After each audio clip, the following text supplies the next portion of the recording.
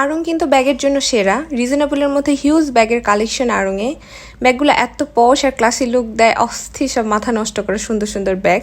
এই যে হাতের কাজ করা এই ক্লাচটা, এটা 1271 টাকা।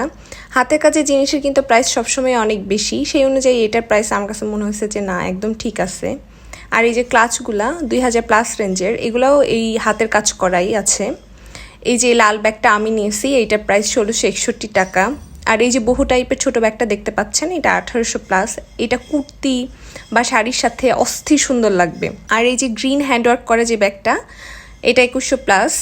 এটাও কিন্তু এই যে হাতের কাজ করা, এগুলো উপরে যে কাজগুলো দেখতে পাচ্ছেন এগুলো হাতে করা। আর যাদের বড় ব্যাগ পছন্দ তারাও বড় ব্যাগ দেখতে পারেন। এই বড় ব্যাগগুলোও দেখতে বেশ সুন্দর।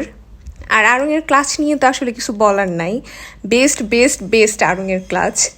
এই ক্লাচগুলো 500+ থেকে 2000+ পর্যন্ত আছে।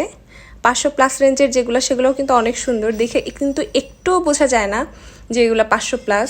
যাদের বাজেট কম তারাও আড়ংয়ে বেস্ট জিনিসটাই পারচেস করে নিয়ে আসতে পারবেন।